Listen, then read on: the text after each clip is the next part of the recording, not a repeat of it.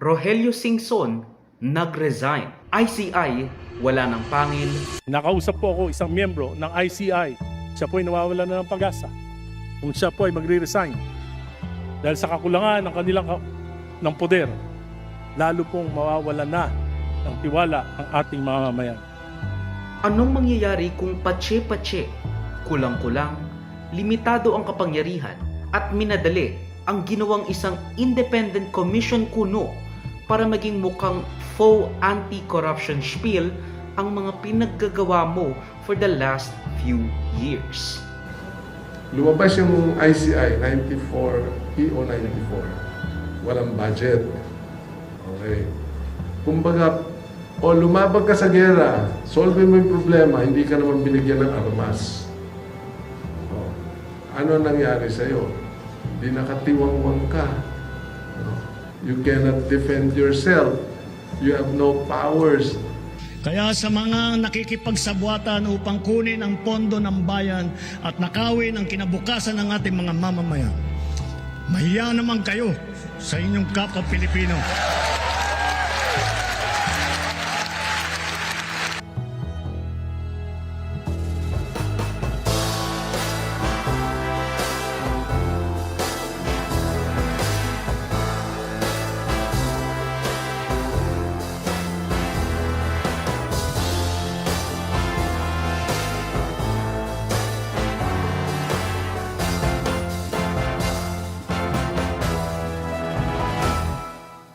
Nayumot na at hindi na raw kaya ng 77-year-old na si dating DPWH Secretary at ICI Commissioner Babes Singson ang bigat ng mga gawain sa pagpapanagot at ang mga nakaatang na responsibilidad sa trillion peso flood control scheme at iba pang infrastructure projects. Lumabas yung ICI 94, EO 94. Walang budget. Okay.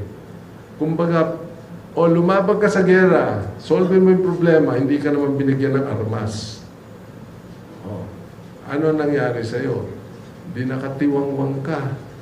O, you cannot defend yourself. You have no powers. So, I hope, and I wish that people will understand the reason for my resignation. Just to put the record on straight, I have submitted my irrevocable resignation which takes effect December 15. Wala rin daw pangil ang ICI sa pagpapanagot ng mga higanteng opisyales na sangkot sa korupsyon, particularly regarding mga infrastructure projects. Tulad na lang ni The Name Who Cannot Be Named, anak ng presidente, at marami pang nasasangkot sa alleged flood control scandal kasi nga hindi mo mapatawan ng contempt order. O kaya naman, warrant of arrest or at the very least, summons. Mag-imbita ka kung ayaw pumunta, wala ka nang magagawa. You don't even have subpoena powers. Gusto mong wag paalisin ang isang tao. We don't have that.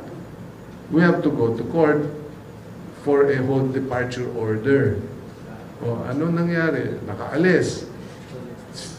Sisisihin pa kami doon. Punching bag ka na naman. Ba't hindi nyo pinigilan? Wala nga kaming power to stop that guy from leaving. That's what I mean. Naalala nyo ba yung sinabi ni Representative Egay Arice na walang pangil ang ICI at mayroon pa ngang isang miyembro nito na gusto raw mag-resign dahil ni contempt powers nga wala sila.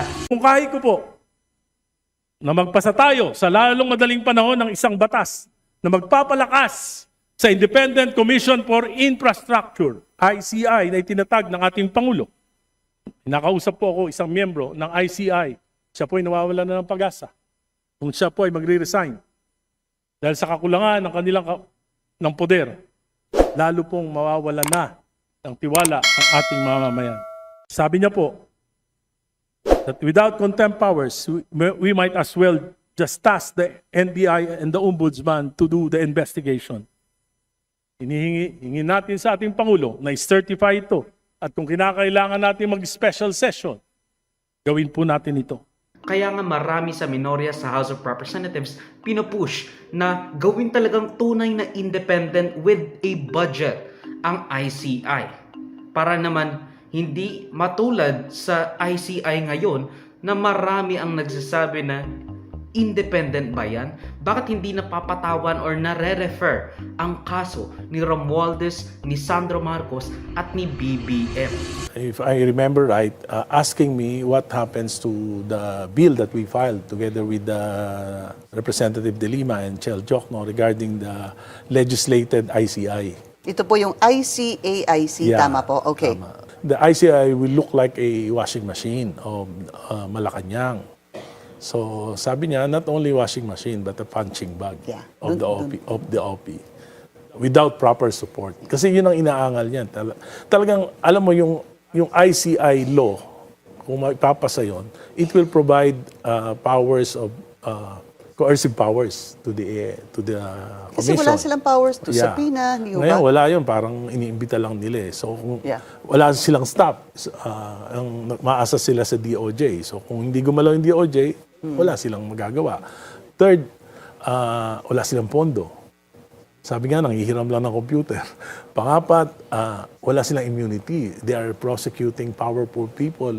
Kung magkamali sila, magkaroon sila ng lapses, so baka bandang uli, sila pa yung mademanda. So dapat talaga may immunity. I don't think that ICI now is truly independent. I would like to correct myself na it's not yet dead, but it's in the ICU. ICI is in the ICU. Kung makakapag-isip ang ating Pangulo, isa-certify niya ito, then we can pass the law, then kasi dun sa law, dinagdagan namin from 3 to 5 members, subsume yung 3 members, tapos yung 1 from the academy and 1 from the NGO. NGO, baka sakali. Nagde-deny pa kayo na wala raw gustong mag-quit. Ngayon pa lang, ilang buwan pa lang ang nakakalipas since na-start or na-establish ang ICI. Dalawa na sa tinalagang mamumuno sa ICI ang magre-resign. Una si Baguio Mayor Benji Magalong at ngayon naman si Babes Singson. I don't have authority over the PNP. Kailangan ko sila, di ba? As investigator. Kailangan ko, I cannot do it alone. Thousands of cases yan. Ako, naniniwala pa rin ako na magiging maayos pa rin yan. Nandiyan naman sila, Secretary Babes, Secretary, sa tingin ko, basta tuloy-tuloy lang investigasyon. Nung nandun naman kami, wala namang pressure actually. Nakapagtataka lang bakit biglang ayaw ko mag-imbestiga. Nag-a-attend naman ako ng hearing. Wala akong nakikitang pinagtatakban doon, no? Kaya nakikita kong, kumbaga, may anomalya. Wala. Malalaman ko naman Ako talaga, nagsusumikap kaming tumulong para talagang makulong. Kailangan may makulong At hindi lang dapat si Saldico makulong dito. Well, Can you name names? Isa na dyan siguro si Speaker Romualdez na dapat makulong dyan. Kasi imposibleng hindi niya alam kung anong ginagawa ng tao niya. Napaka-imposible. Tatalino ng mga yan. Kaya nga sila naging congressman, kaya nga sila naging speaker. Tapos nagmamaang-maangan sila na wala silang ginawa. Pero ano nga ba ang papel ni Rogelio Singson sa Independent Commission for Infrastructure? Well, unang-una sa lahat, dati siyang DPWH Secretary ni dating Presidente Pinoy, so alam niya ang pasikot-sikot sa procurement at bidding processes. Bale, veteran na siya sa ganyang bagay, lalo na't may magandang reputasyon siya sa DPWH na may technical expertise. Meron pa nga raw siyang flood control master plan na iniwan para sa papalit sa kanyang DPWH Secretary na si now Senator Mark Villar, which resulted in a couple trillion pesos na malamang sa malamang walang malinaw na plano, substandard o guni-guni lang. The total master plan for flood control for the 18 major river basins, kala nyo 18 lang yon, but the 18 major river basins cover 63 provinces nationwide. No? Pag sinabi mo Pampanga River Basin, ilang probinsya sakop niyan? Nueva Ecija, Tarlac, Bulacan, Pampanga, all the way to Manila Bay. So hanggang part of Metro Manila. So when I say 18 major river basins, it covers 63 provinces. Yun ang kinsasama ng loob ko. The cost of the budget allocated for flood control, nakawin na nila yung iba. No? 1.7 trillion was allocated for flood control alone during the last 10 years, 2016 to 2025.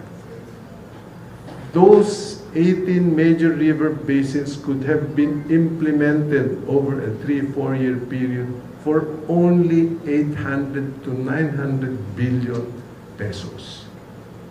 Hindi ba sa kasamaan loob natin dun? Kalahati lang mansanan yan, ginamit nila ng tama, di nasolve yung problema on flooding. Kasi nga, ang sabi ng kasalukuyang Malacanang, wala raw silang natanggap from Mark na tahimik lang na master plan ng flood control na galing daw kay Babe Singson sa administrasyon ni Pangulong Aquino. Aquino admin left a 351 billion peso flood control master plan, but that succeeding governments never acted on it po. Nadinig po rin natin yan at tinanong po din natin si Secretary Bonoan kung na-turn over ba itong mga sinasabing master plan.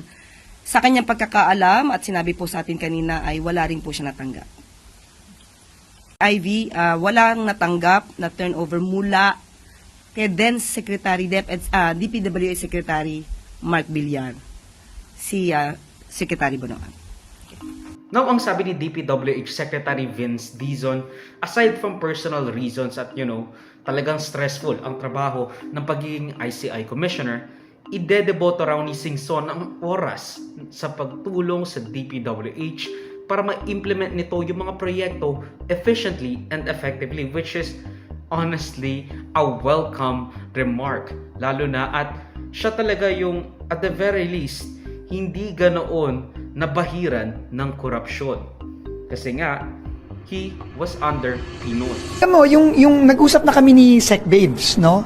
About it, and you can ask him na lang yourself, pero ang sinabi niya sa akin, nung sinabi nga niya na may plano na siyang magbitiw for personal reasons, gusto na niyang i-devote yung kanyang expertise sa pagtutulong sa DPWH sa pag-implement ng mga project ng tama. Specifically, ang sabi niya sa akin, gusto niya niyang tulungan si Presidente sa pag-implement nung 18 major river system master plan, no, for flood mitigation na sinimulan niya nung siya DPWH Secretary na unfortunately hindi na implement. No, so specifically sinabi niya sa akin, sinabi din niya alam ko sa ating Pangulo na yun ang gusto talaga niyang ibigay ang kanyang expertise, lalo na ngayon na ibigay na niya yung kanyang expertise sa ICI. Pero ito, tanong ko lang, sa dinami-dami ng mga nasangkot na personalidad na napa-attend nila sa hearing ng ICI, sa dinami-rami ng mga kasong nire-refer nila sa ombudsman, bakit niya sinasabi na wala pa ring pangil ang ICI? Kasi di ba ang dami mo nang na-refer sa ombudsman. Ito po yung mga findings namin at i-recommend namin na kasuhan nyo itong mga taong ito. Kasi ito yung mga ebidensya na nakalap namin. So, akala ko ba walang pangil ang ICI? Marami silang napakulong. Is it because alam nilang parang wala talagang big fish na makukulong? Probably something na malapit sa taas.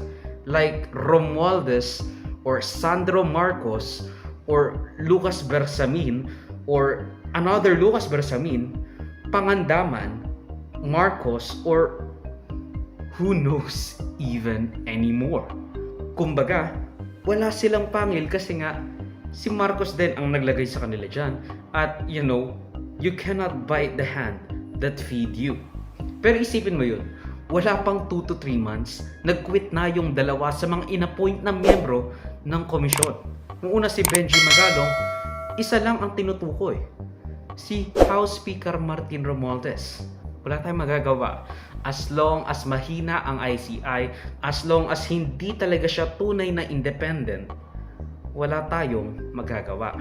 Lalo na at napakalaki ng tambak na kailangan nilang linisin o imbestigahan para malaman kung sino-sino nga ba yung mga ikukulong na kurakot, yung mga kakasuhan ng graft ng plunder, ng malversation of public funds, or even perjury. Ang video clip na ito ay galing sa aking series ng News sa Verdi Recap. Check the entire videos for the complete weekly news recap and subscribe to the channel to be kept up to date sa mga local at global news na I'll make sure will be interesting to you. Particularly you, whatever your name is. Hindi ko alam, sorry. Salamat sa panonood mga ka-farmy. Like, subscribe, follow me like sa socials and avoid Joseph that will be linked down below. So susunod, of course, paalam.